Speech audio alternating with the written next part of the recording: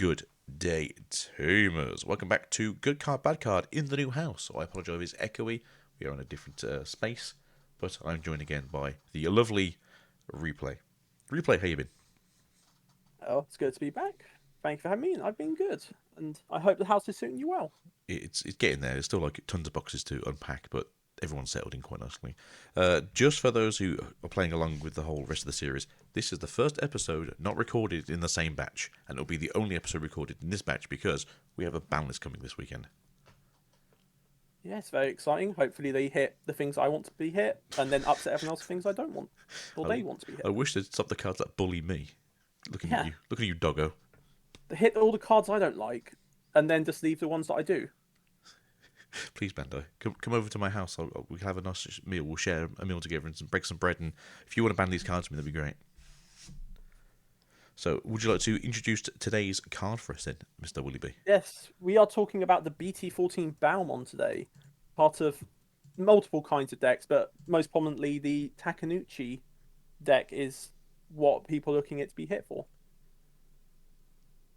So, for those of you who are not aware of this card, shame on you, but I'm sure if you've been playing competitively, which I feel like a lot of you probably are who watch this, it came from BT14. It was the original in training lesser Digimon for Lugumon, and it has the effect of your turn when a Digimon card with the Dark Animal or SOC trait is trashed from your hand, this Digimon may Digivolve into that card. This is not once per turn. Yes, it makes the deck very explosive if it goes off just from a level 3. You can just, when digivolving into level 4, trash a card, which then lets you digivolve into level 5, which then when digivolving can trash another card, which can let you go into level 6. It's very snowbally, especially if no once per turn. You do have to pay all the memory cost for it, but that is why a lot of people want it targeted. Yeah, the fun thing about this deck is, as you've said, you have to pay the cost, but that's not really an issue when you can just Digivolve once, draw a card, trash a card. Hey, look, a card fell in the trash. Digivolve again. Hey, draw a card, trash a card. Hey, a card fell in the trash. Oh, what's this? Fenrir is here. And it has a weird... It's only this one, I believe, and the level 7 that has the whole memory gain thing where it can stay... is it 2 or less on your opponent's side? There's a few cards that do it, but the main thing is the newer Fenrir level 6. I can't remember what set it's from off the top of my head. I haven't got it open, but it has the inheritable effect of if this Digimon is Takenouchi, you don't pass turn until your opponent has 3 or more memory, and then Takenouchi just happens to set your memory to 3 and gain you a memory. So you do not pass turn with this combo. A very frustrating card to play against for many people. So the newer Fenrir, the second newest Fenrir, so the middle Fenrir from BT17 is your turn. Well, this Digimon has Fenrir Lugumon in its name. The turn end condition is the opponent's having 3 or more memory. So yeah, you get to have a little extra wiggle room, which is an interesting condition. I think when we first saw it back at this point, like 18 months ago, was really interesting because like it's just, oh, this is new, this is different. Let's see how it works, and then we kind of realized this is bollocks. Yeah, the BT14 Fenrir had it, which I like the reference to the BT14 in the BT17 with keeping the effect we're putting on the inheritable, so the level 7 can exist in the deck and you still have that same kind of effect. I feel like a lot of people will say, though, that the newest version of the deck, Seeker's version, is a hell of a lot worse. And so I think a lot of people think because they've obviously got a new style of deck coming out that maybe we'll be getting rid of the old style of deck. Possibly. Going on to the actual topic, I actually don't think the BT14 Bowmon is the problem. I do think it's the level 7 Takenouchi secret rare that is the issue from BT17. Lugumon existed as a deck even before the BT17 cards came out. It popped up occasionally in big events. It won sometimes, but it wasn't every single time. It wasn't reoccurring. It would just pop up 1 or 2 events, then go. It was the start of purple domination. Yes. And then BT17 came out, and suddenly they can do all their effects from the trash. So even if you can answer a stack once, it can come back. And the fundamental issue I have is the secret rare Fenrir Lugumon Takenouchi, or whatever it's called. So for those of you who don't know, The Fenrir is trash your turn when one of your level 6 Digimon with the Pulsemon in its name, in its text is played. Two of your Digimon may DNA Digivolve into this card. So Fenrir and Kazuchimon. Yeah. Yes. And then when Digivolving, one of your opponent's Digimon gets minus 16k DP for the turn. You know how I feel about minus DP.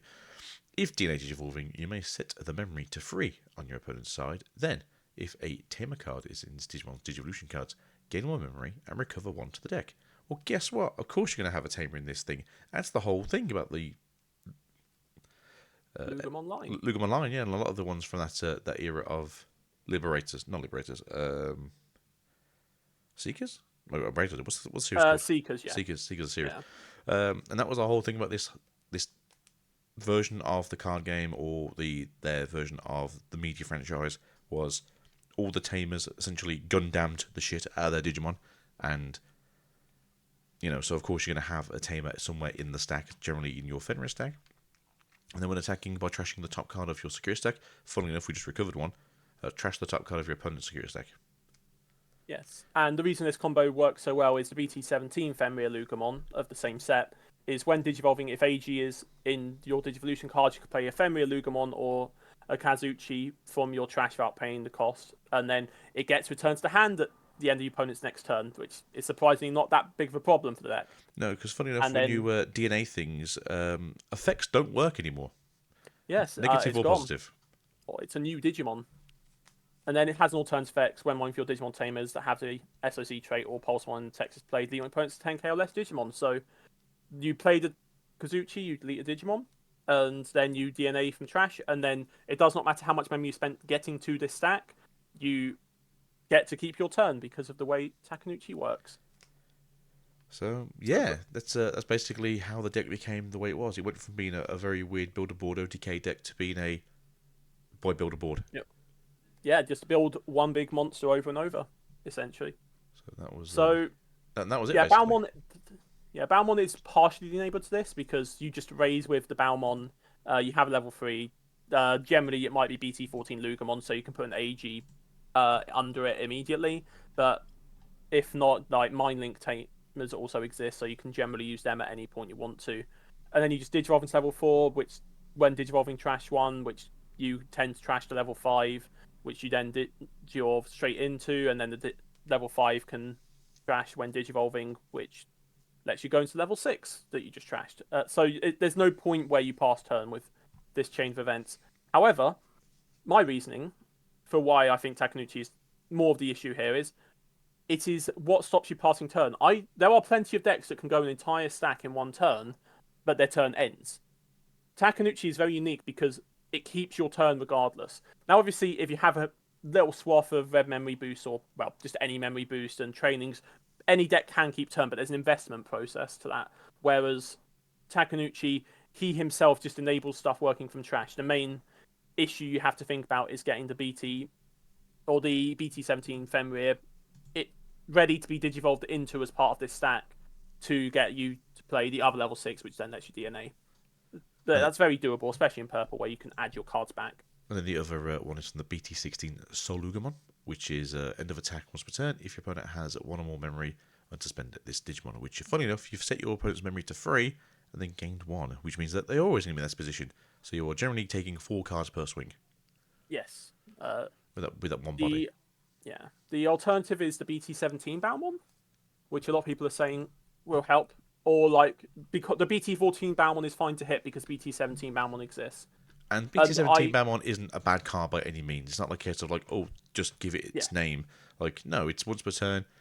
When an effect places a Tamer card in this Digimon's Digivolution cards, this Digimon may Digivolve into a Digimon card with the SOC trait in the trash, which is probably what the first one should have been. This is a very fair version of the original one.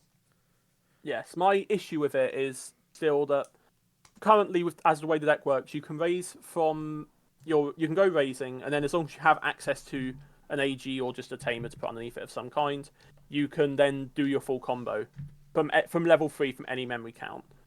The BT17 Bowmon, it does stop you winning easily from level 3, or not winning, but going full stack from level 3, because you'd need to spend 2 to Digivolve into a level 4, and then you would need to go into a level 5 and still keep turn to then go into the 6, where you could then go into Takenouchi. But level 4 is very doable if you raise level 4 instead of level 3 of this deck, or if you have access to trainings, for example, you could just go raise level 3 training into a level 4 and then just naturally digivolve into a level 5. And then all you need is just a Mind Link, and you can just digivolve from trash, which can be that Fenrir Lugumon level 6 if you have it in there already. And then because of that, you play the Takenouchi, and then you can immediately DNA, and then you get to keep turn regardless again. So it converts the threat level from level 3 to 4 without an additional level of setup, provided you are using a memory setter Tamer, which there is an AG that is a memory setter, so that will still combo in very nicely with the rest of your deck. Yeah, we have the Code Cracker Fang, which is the memory setter. We also have the newer one from BT20, which is the if opponent has a Digimon gain memory. I'm pretty sure the original one does that too. Just having a quick search now. Yes, the original one is BT14 places card about conditions. If your opponent has a Digimon gain memory, so they both do this. A lot of the SOCs do have the same sort of traits, where it's the original gain of memory if your opponent has a Digimon out there. It's their fault. It's all their fault. Yeah, if they lean more into like the Code Cracker Fang, which is a memory setter, they just need to raise level 4s instead, or have trainings to go from 3 straight to level 4, and then just digivolve into 3 normally. So it does slow the deck down in that sense. However, I like the issue is that they still have a boss monster that ignores the memory system. Like, I still think in general the Lugumon issue right now is the BT17 secret rare. At least that's what I personally think. I don't know if Agito agrees. And I'd much rather see that hit, because there is another Takenouchi. There is the BT20 Takenouchi, which is an ace. I mean, and it's we not don't talk by any about means a bad we don't card. talk about that one. Ugh. It's not a bad card. No, Don't talk it's about just not as good. Like, it's just No, because it's competing with a card that ignores the memory system of the game. yeah.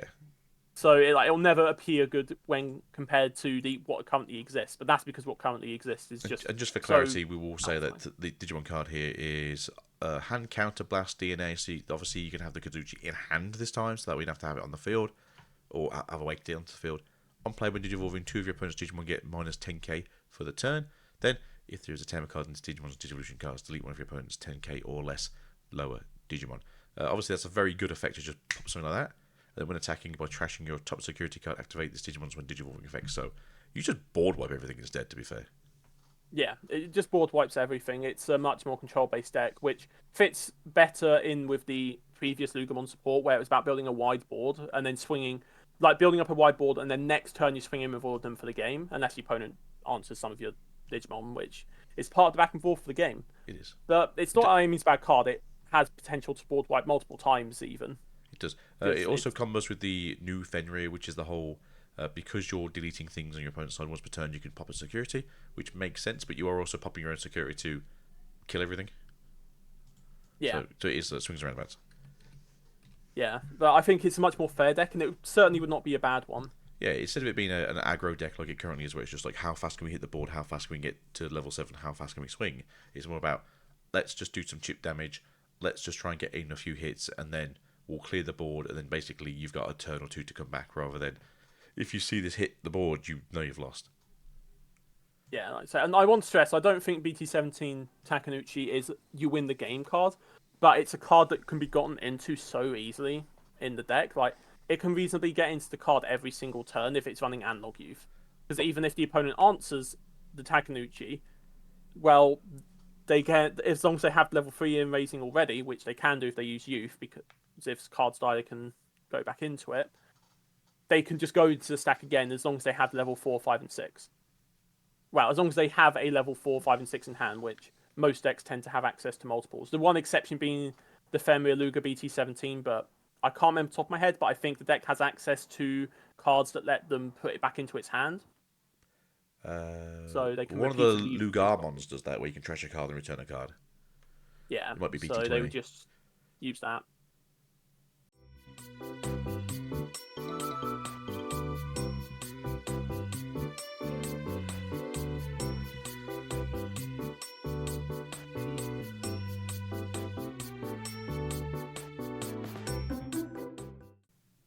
But no, I think that's it for this week. We've had a little tangent like we do at the end of every episode. And yeah, next week's episode will be, was the ban list good cards or bad cards? Yeah. Right. We'll see you guys next time. Thank you for being here, Mr. Replay. And yeah, catch you gamers next time. Mwah! Goodbye.